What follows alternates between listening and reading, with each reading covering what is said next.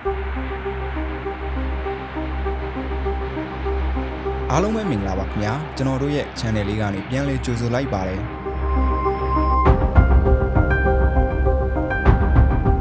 ကမ္ဘာရှိုးဝက်ဆုံးလေရင်စင်းမှာထိတ်ဆုံးကပါဝင်နေတာကတော့ Boring E4B ပဲဖြစ်ပါတယ်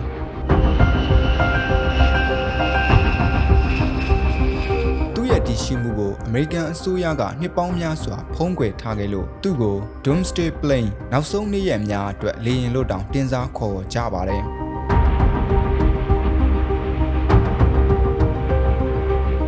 စစ်ပွဲကြီးတွေဖြစ်လာပြီးရေပြင်မှာနေစရာမရှိတော့တဲ့အခြေအနေမျိုးရောက်လာရင်တော့ဒီလေရင်ကြီးကပဲတကယ်အသက်ကြီးဖြစ်လာမှာပါ Boeing 747လေရင်ကြီးကိုအစွမ်းကုန်မွမ်းမံထားတဲ့ဒီလေရင်ဟာအမေရိကန်သမ္မတတွေအတွက်တော့ရွေလျားစစ်ဌာနချုပ်တစ်ခုပါပဲရေပြင်မှာဘာတွေပဲဖြစ်နေပါစေသမ္မတနဲ့အစိုးရအဖွဲ့ဟာဒီလေရင်ပေါ်ကနေတိုင်းပြည်ကိုဆက်လက်အုပ်ချုပ်နိုင်တယ်လို့လိုအပ်ရင်စစ်အမိန့်တွေကိုပါဓာတ်ရိုက်ပေးနိုင်မှာဖြစ်ပါတယ်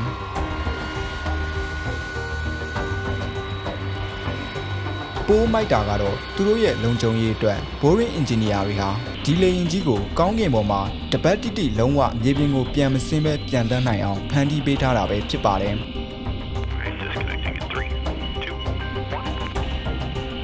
ရှင်းပြောရရင်တော့ Air Force One ဆိုတာကဇိမ်ခံခီးထွက်ပြီးနိုင်ငံခြားဧည့်သည်တွေကိုရှမ်ပိန်တိုက်ဧည့်ခံဖို့ပါ E4B ကတော့အဲ့လိုမဟုတ်ပါဘူးဒါဟာတကယ်မိုးပြန်ဘုံခိုချင်းစစ်ကြီးပါ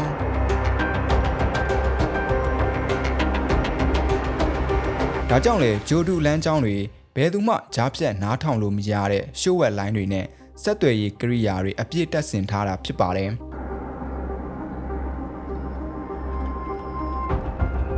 ဒီလေရဲ့ထူးခြားချက်ကတော့ခေတ်မီ digital နည်းပညာတွေကြားထဲမှာရှေးဟောင်း analog computer စနစ်တွေကိုတမင်တကာထည့်သွင်းထားတာပါပဲ။ဘာကြောင့်လဲဆိုတော့ဒီစနစ်ဟောင်းတွေဟာအမေရိကန်ပြည်ထောင်စုအနှံ့မှာရှိတဲ့တခြားရေးပေါ်စက်ကိရိယာတွေနဲ့ချိတ်ဆက်နိုင်စွမ်းအကောင်းဆုံးဖြစ်နေလို့ပါ။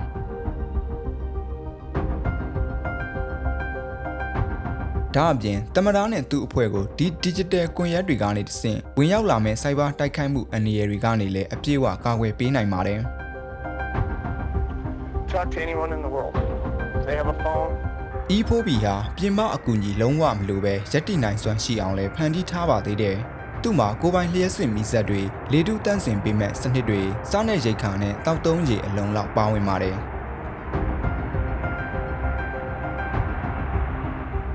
ဒါကြောင့်မြေပြင်ကအထောက်ပံ့မှုတွေပြတ်တောက်သွားပြီးအခြေအနေအဆိုးရွားဆုံးဖြစ်သွားရင်တော့ဒီလေရင်ကြီးကတော့သူ့ဘာသာသူဆက်လက်လက်ပတ်မောင်းနေမှာဖြစ်ပါတယ်။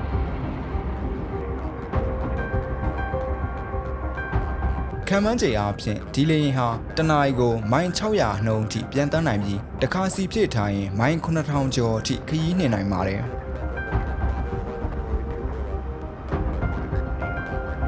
တမရကိုလေထဲမှာတက်နိုင်သမျှကြာကြာဘေးကင်းကင်းထားနိုင်ဖို့အတွက် Boeing engineer တွေဟာလေထဲမှာတင်စီဖြည့်နိုင်တဲ့စနစ်တွေကိုအထူးထည့်သွင်းတိစောက်ထားပါတယ်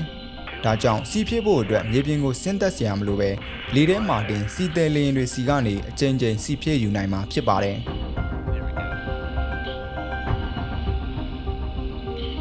တကယ်တမ်းပြောရရင်ဒီလေရင်ဟာဘေးကင်းရာနေရာတစ်ခုခုကိုမဆင်းသက်ခင်နိုင်ပေါင်း150ကျော်6ရက်ကျော်ဆက်တိုက်ပြန်တန်းနိုင်စွမ်းရှိပါတယ်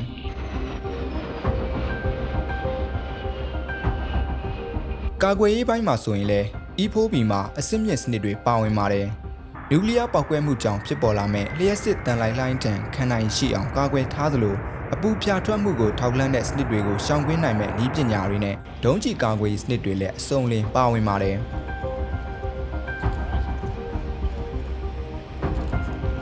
1984ခုနှစ်ကစလို့ E4 လေယာဉ်စုစုပေါင်း4စီးသာထုတ်လုပ်ခဲ့တာဖြစ်ပြီးအစောပိုင်း E4A model 3စီးကိုလည်းနောက်ပိုင်းမှာ E4B အဆင့်ကိုမြင့်တင်ခဲ့ပါတယ်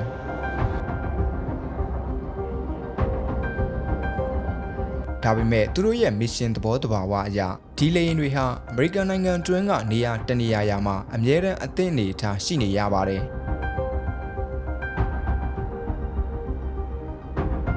ဒါကြောင့်လေလက်ရှိလေယာဉ်တွေကိုထိခိုက်မှုမရှိစေပဲမျိုးဆက်သစ်လေယာဉ်မှုတွေကိုလေ့ကျင့်ပေးနိုင်ဖို့အတွက် Nebraska ပြည်နယ် La Vista မှာ Evo Simulator ပုံတူလေယာဉ်မောင်းခန်းတစ်ခုကိုမကြာသေးခင်ကမှမိတ်ဆက်ခဲ့ပါတယ်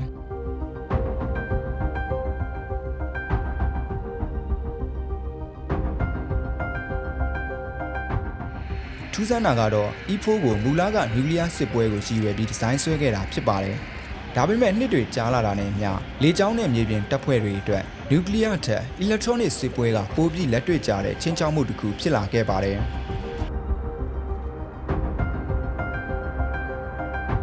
2000 ပြည့်နှစ်အစောပိုင်းကာလတွေမှာတော့ Air Force နဲ့ Northrop Grumman တို့ပူးပေါင်းပြီး E11A လို့ခေါ်တဲ့စစ်မြေပြင်သုံးမိုးပြန်ဆက်သွယ်ရေးစခန်း BACN ကိုစတင်ပုံဖော်ခဲ့ကြပါတယ်။ထူးခြားတာကတော့ဒီအတွက်စစ်ဘက်သုံးလေယာဉ်တွေကိုမသုံးဘဲဘုံဘာဒီယာ Global Express လို့ခေါ်တဲ့စီးပွားရေးလုပ်ငန်းသုံးဂျက်လေယာဉ်ကိုအခြေခံပြီးတည်ဆောက်ထားတာပါ။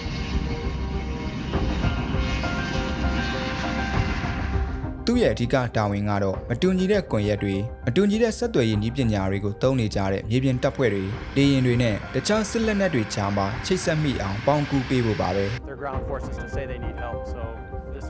mission became a joint urgent operation. E11A ကိုအာဖဂန်နစ္စတန်စစ်ပွဲအတွင်းမှာအကြီးအကျယ်အသုံးပြုခဲ့ကြပါတယ်။တောင်တန်းတွေထူထပ်လွန်းတဲ့အာဖဂန်မြေမျက်နှာတွင်ပြင်ကြောင့်ဆက်သွယ်ရေးလိုင်းတွေပြတ်တောက်တက်ပေမဲ့ဒီလေယာဉ်ကကမ္ဘာပလန်နဲ့ဂျိုတူတလုံးလိုမျိုးတာဝန်ယူပေးပြီးဆက်သွယ်ရေးလိုင်းတွေကိုထောက်ပံ့ပေးခဲ့ပါတယ်။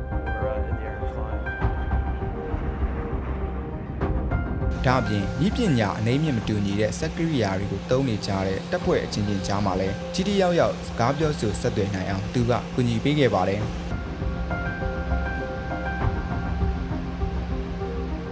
E11A ဟာဘယ်လိုမြေပြင်အခြေအနေမျိုးမှမဆိုဆက်သွယ်ရေးရအောင်ကူညီပေးနိုင်ပေမဲ့သူကတိတန့်ထုတ်လုပ်ထားတဲ့ electronic စစ်စင်ရေးလေယာဉ်တော့မဟုတ်သေးပါဘူး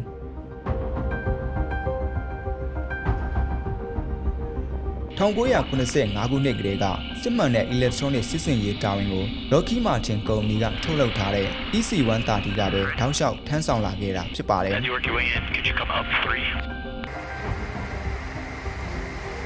ဒီလေယာဉ်ကိုအောင်မြင်မှုအရှိဆုံးတည်ပို့ဆောင်ရေးလေယာဉ်ဖြစ်တဲ့ C-130 Hercules ပေါ်မှာအခြေခံပြီးတည်ဆောက်ထားတာပါ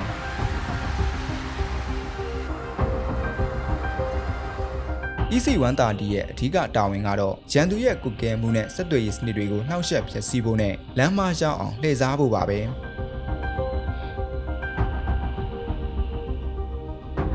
ဒီအတွက်ရန်သူဆက်သွယ်ရေးလိုင်းတွေကိုဖျက်တောက်တာနဲ့သတင်းအချက်အလက်အမှားတွေထုတ်လွှင့်တာမျိုးတွေလှုပ်ဆောင်ပါတယ်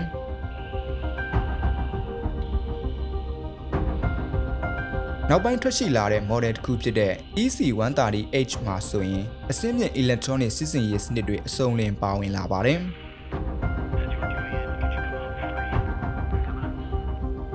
ရန်သူလိုင်းကိုပိတ်ဆို့မဲ့ jamming port တွေအချက်ပြလိုင်းဖမ်းယူစက်တွေပြန်လည်ထုတ်လွှင့်စက်တွေနဲ့အင်တာနာပေါင်းများစွာတပ်ဆင်ထားပါတယ်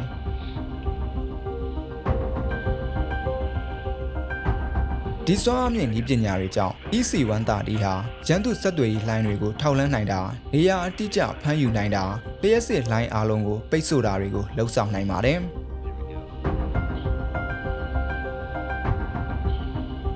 ဒီလိုလှုပ်လိုက်ရင်ရန်သူတွေဟာစစ်စင်ရေးတွေကိုညှိနှိုင်းမရသတင်းအချက်လက်စုဆောင်းမရတခြားတပ်ဖွဲ့တွေနဲ့လည်းအဆက်အသွယ်ပြတ်ပြီးလုံးဝဒုက္ခရောက်သွားစေတာပါ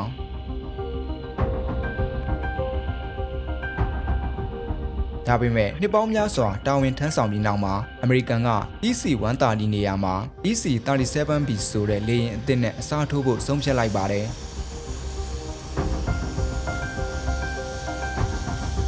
ခုနကပြောခဲ့တဲ့ BACN လိုပါပဲဒီလေယာဉ်အသစ်ကိုလည်းကိုပိုင်ဂျက်လေယာဉ်ကိုပဲအခြေခံပြီးတည်ဆောက်ထားတာဖြစ်ပါတယ်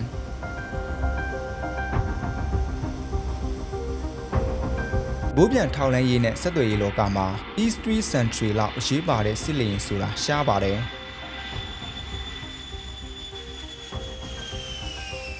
သူ့ကိုလူအများစုကတော့ AWACS လို့ပဲသိကြပါတယ် E3 ကိုမူလက Boeing 707 ခီးသည်လေယာဉ်တင်ပေါ်မှာအခြေခံထားတာပါဒါပေမဲ့တာမန်လေယာဉ်မဟုတ်ဘဲကောင်းကင်ပေါ်ကနေစစ်စင်ရေးတွေကိုဓာတ်ရိုက်စီမံကွပ်ကဲနိုင်မဲ့မိုးပြန်စစ်ဌာနချုပ်ဖြစ်လာအောင်အကြီးစားပြုပြင်ပြောင်းလဲထားပါတယ်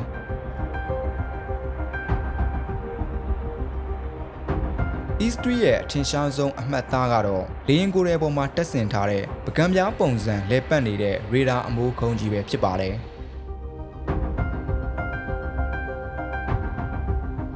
ဒီထဲမှာ AN/APY-2 ရေဒါကြီးပါဝင်ပြီးအလွန်ဝေးကွာတဲ့နေရာတွေစီကနေလေကြောင်းပစ်မှတ်တွေနဲ့မြေပြင်ပစ်မှတ်တွေကိုထောက်လှမ်းခြေရာခံနိုင်စွမ်းရှိပါတယ်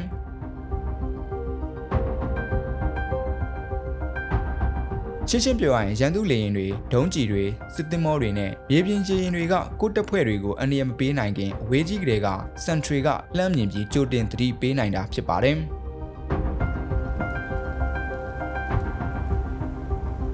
ဒါအပြင် E3A West မှာအစင်းမြင့်ဆက်သွယ်ရေးစနစ်တွေလည်းပါဝင်ပါသေးတယ်။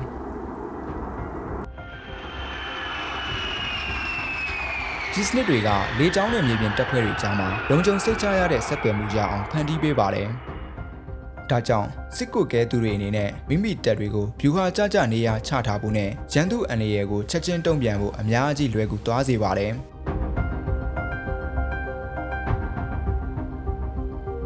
ဒီ E3 လေယာဉ်ကြီးဟာကိုယ်ရဲ့အလျား153ပေရှိပြီးတောင်ပံနှစ်ဖက်အကျယ်ကတော့145ပေအထိရှိပါတယ်။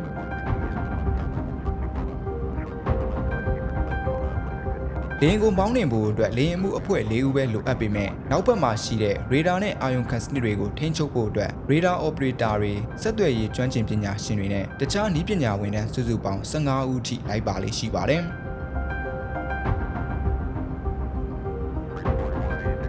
1980ပြည့်လွန်နှစ်တွေမှာ AWS စတင်မိတ်ဆက်ခဲ့ချိန်ကစလို့ဒီလေယာဉ်တစ်စီးရဲ့စွမ်းဆောင်ရည်ကြောင့်တင်တိုက်ပွဲပေါင်းများစွာကိုအနိုင်တိုက်နိုင်ခဲ့တာဖြစ်ပါတယ်။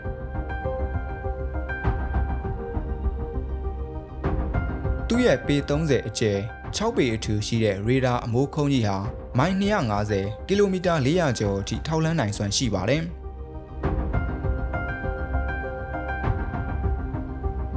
ဒီစွမ်းရည်ကြောင့်မြေပြင်မှာရောဝေရင်မှာပါဘာတွေဖြစ်နေလဲဆိုတာကိုတပ်မှုတွေအနေနဲ့ရှင်းရှင်းလင်းလင်းသိမြင်နိုင်စေပါတယ်။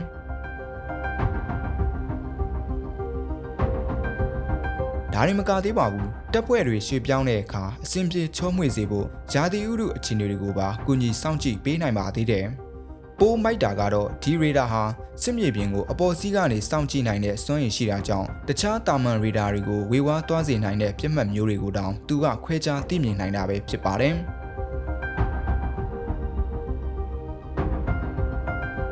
1992ခုနှစ်ကစလို့ American စစ်တပ်ဟာမြေပြင်ထောက်လှမ်းရေးအတွက် Northrop Grumman ကုမ္ပဏီထုတ် E8 လေယာဉ်တွေကိုပုံမအားထားလာခဲ့ပါတယ်။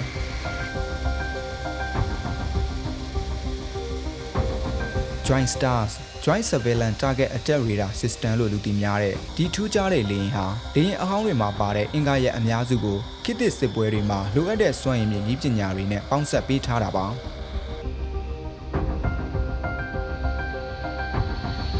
Joint Star လို့နာမည်ပေးထားတဲ့အတိုင်း E8 ဟာစစ်စင်ရေးနယ်မြေအမျိုးမျိုးမှာပြစ်မှတ်တွေကိုအချိန်နဲ့တပြေးညီခြေရာခံနိုင်ပြီးအခြေအနေအရက်ကိုသုံးသပ်ပေးနိုင်စွမ်းရှိပါတယ်။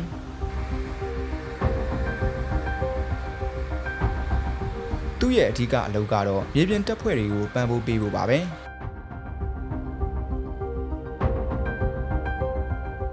တင်ကားတွေမော်တော်ယာဉ်တွေနဲ့လူပုဂ္ဂိုလ်တွေလိုမျိုးမြေပြင်ပြစ်မှတ်တွေကိုထောက်လှမ်းတာလိုက်လံခြေရာခံတာနဲ့အမျိုးအစားခွဲခြားတာတွေကိုလှုပ်ဆောင်ပေးပါတယ်။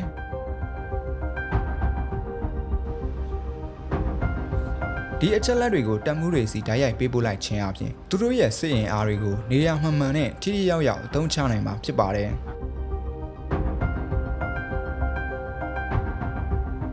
E8 Joint Star ကို Boeing 707-300 လေယာဉ်ကိုယ်တွေပေါ်မှာအခြေခံထားပြီးအဆင့်မြင့်ထောက်လှမ်းရေးစနစ်တွေနဲ့တိုက်ပွဲစီမံခန့်ခွဲမှုစနစ်တွေထည့်သွင်းနိုင်ဖို့အတွက်အကြီးစားပြုပြင်မွမ်းမံထားတာဖြစ်ပါတယ်။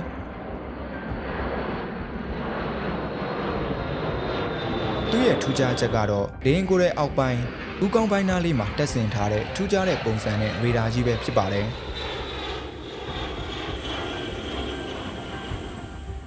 AWS လိုပါပဲ E8 ကိုမောင်းနှင်ဖို့လေယာဉ်မှုအဖွဲ့၄ဦးပဲလိုအပ်ပေမဲ့မစ်ရှင်အတွက်လိုအပ်တဲ့ကျွမ်းကျင်ပညာရှင်18ဦးအထိတင်ဆောင်လေးရှိပါတယ်။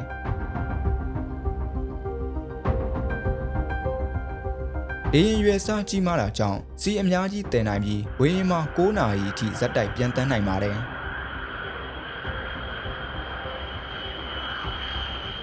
ရေပြင်မှာစစ်သားတွေအတွက်တော့ E8 ဟာဘိုးဘော်ကမျက်လုံးပါပဲ။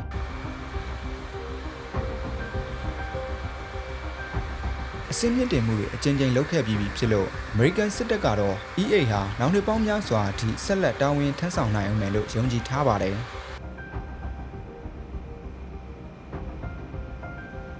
ဟုတ်ကဲ့ပါဗျာဒီနေ့ဗီဒီယိုလေးကတော့ဒီလောက်ပါပဲအားလုံးလည်းကြည့်ရှုရတာနှစ်သက်ကြမယ်လို့မျှော်လင့်ပါတယ်။ ကျွန်တော်တို့ရဲ့ဗီဒီယိုအသစ်တွေကိုလက်မလွတ်ရအောင် channel ကို subscribe လုပ်ထားဖို့မမေ့ပါနဲ့နော်နောက်တစ်ခေါက်မှပြန်တွေ့ကြတာပေါ့ဗျာ